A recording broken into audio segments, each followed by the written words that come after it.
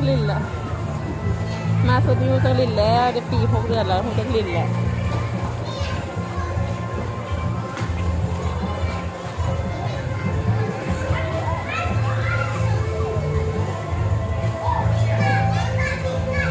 เข้าได้ปะ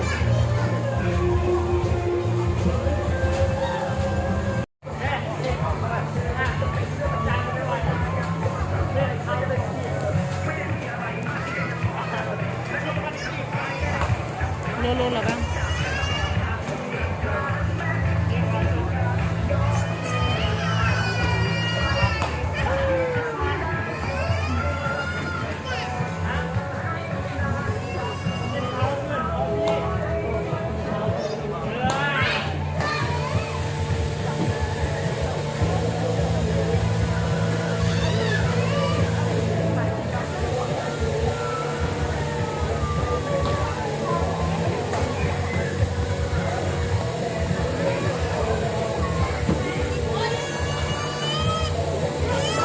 ยังออก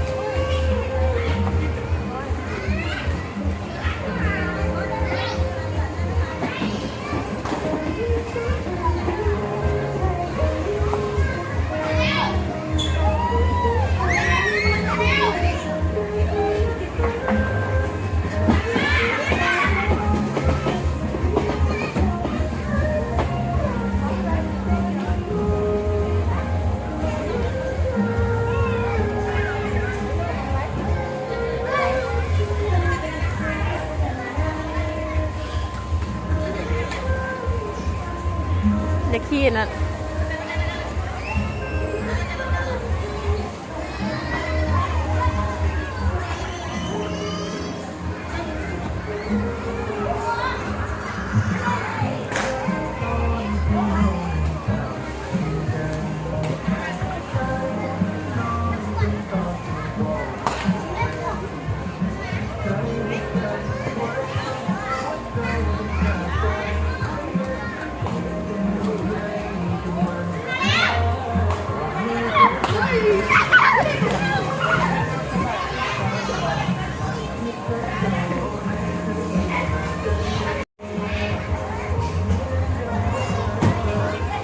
โลให้เขาไปสร้างลูกชิ้นวะ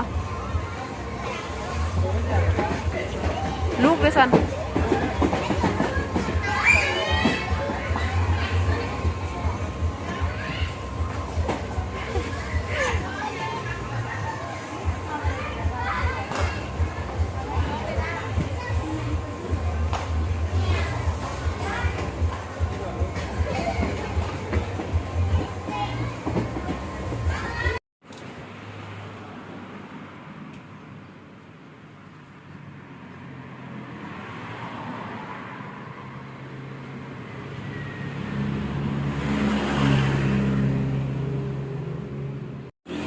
ายเบอร์เกอร์สปาเกตตี้ซัมสปาเกตตี้เต็ม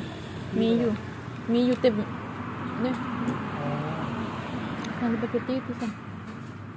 สปาเกตตี้เมื่อวานเขากิน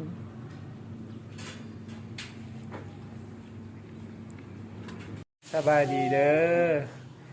แข็งแหงคือเก่าเด้อสาธุตูดูสาธุตูดูเอา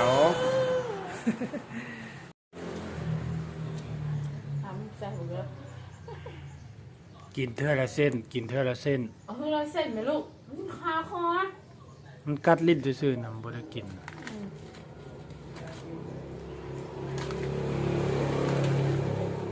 แล้วมุมใส่บัดเดียวเอาไว้พอแล้ว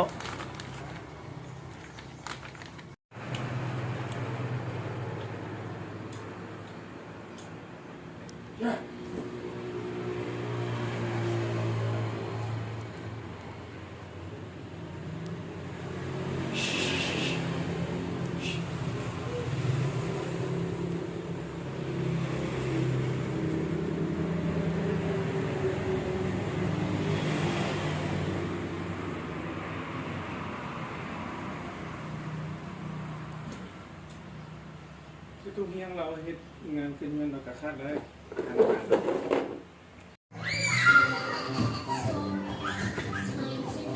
แล้วอะไรไม่ดูใส่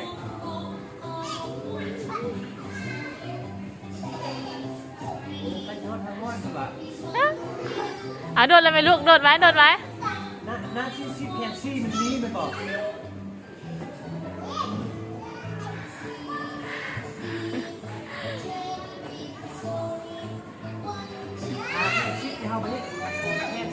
มาซอยเนี่ยมันได้2 แผ่นบอกเขาชีวิตไม่ทันใดนะ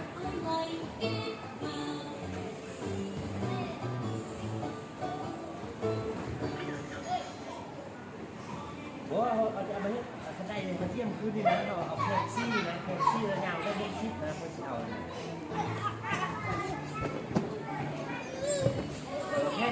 โดดเลยไหมลูกโดดยังมาพี่ลูกยังมาพี่ไว้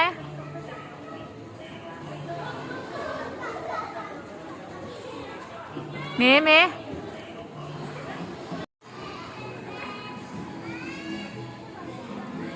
บิ่งเอ้ยไปคุณรูดพูดนะเอ้ยขึ้นแล้ว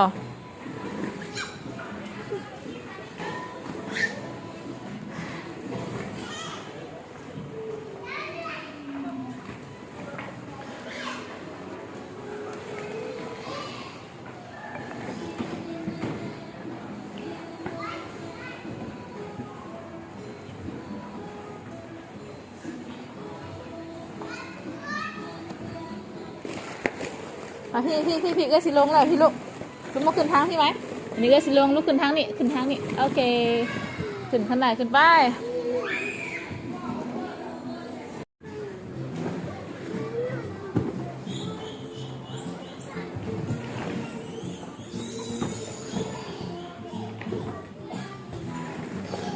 ขึ้นไป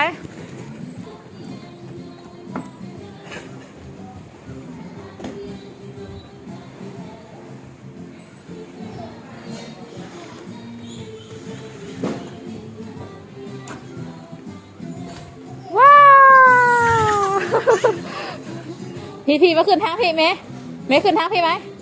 มาขึ้นทางพี่อันหนึ่งสองว้าวได้มาข้ามมาลุดมา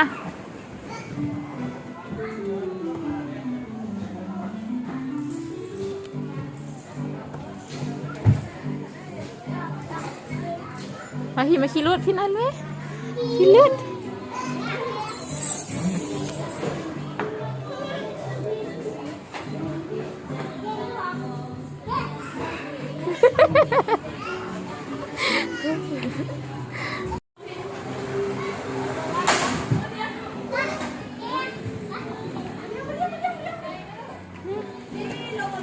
ลงมาเมย์ลงมาไว้ลงมาเลยว้าว มาลูกมาลูกมาพี่มาทางพี่มาทางพี่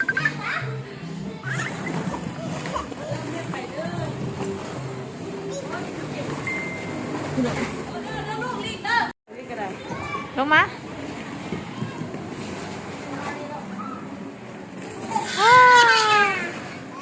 ว้าว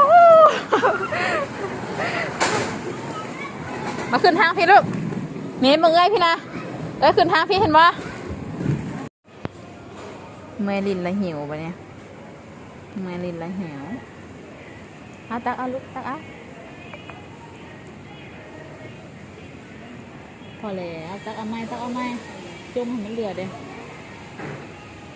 ตักเอาไม้ตั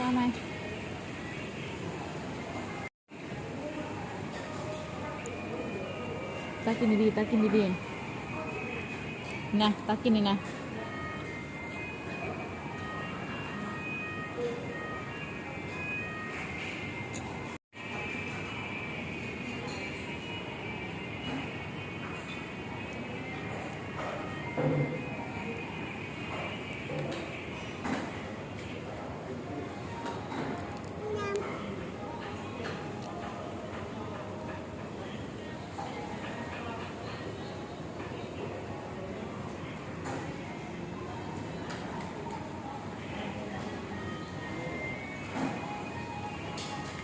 เขี่ยผักออกน้ำแซ่บบ่ลูก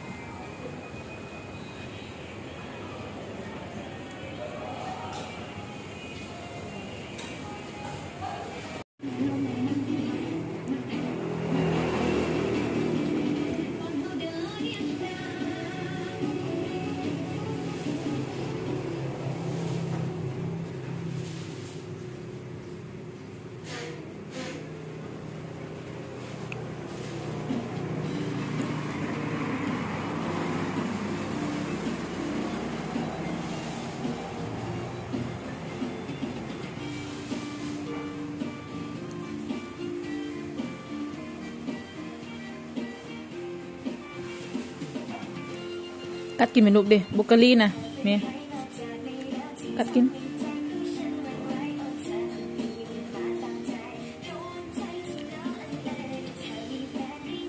ลูกกัดกินกัดกินแซ่บเนี่ยนะกัดเอาโอ้ยแซ่บเด้กัดเอาโอ้ยแซ่บเนาะบุกลี่แซ่บด้วยโอ้ยแซ่บเด้กัดกินลูกโอ้แซ่บเนาะโอ้แซ่บโอ้เก่งเด้โยเด้โยโอ้แซ่บกัดเอาลูกกัดเอาแซ่บเด้เอ้ยกัดเอาลูกแซ่บเด้แซ่บหลายเด้ป้าคั่วให้หวาแซ่บเด้เพื่อนล่ะสิบึดหัวแล้วแซ่บเด้เอาข้าวใส่เอาข้าวใส่ลูก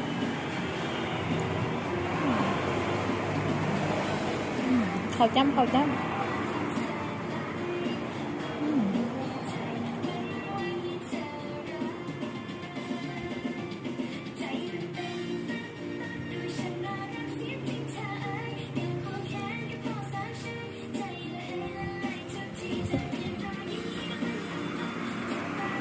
กัดกินไส้วันนี้ใส่เบเกอรี่ลูก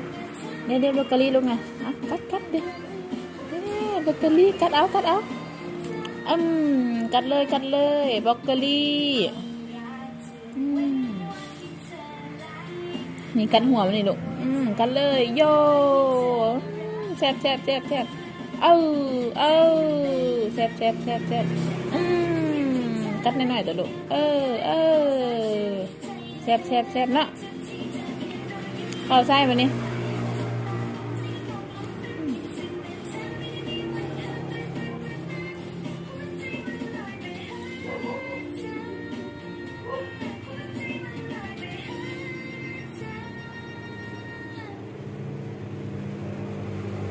จำดีๆจำ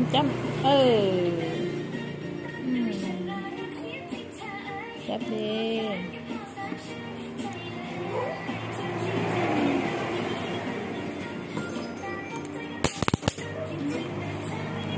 ยุง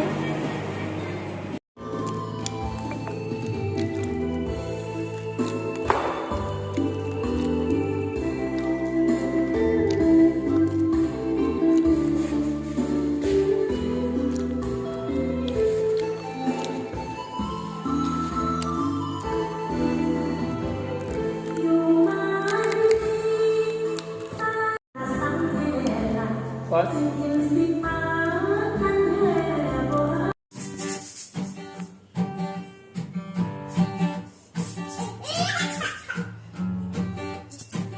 สั้น สั้นไหมลูกสั้นไหมสั้นได้ไหมโยโยโยสั้นได้ไหม สั้นเป็นจังหวะไหมลูกกับสั้นอย่างที่เอาสั้นไหม1 2 3ส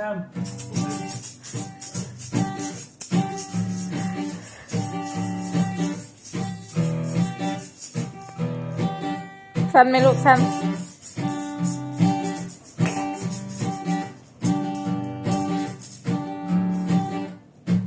สั้น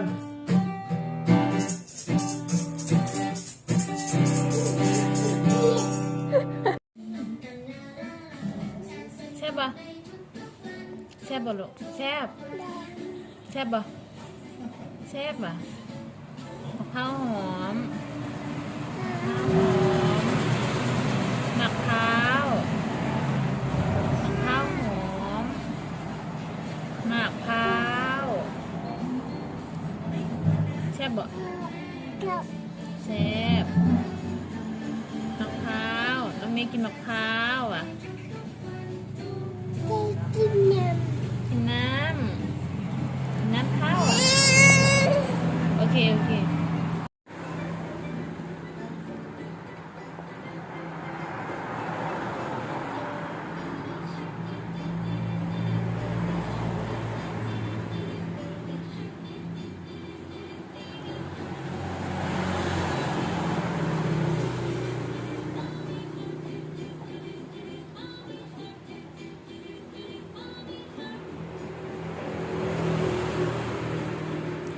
ตักกิน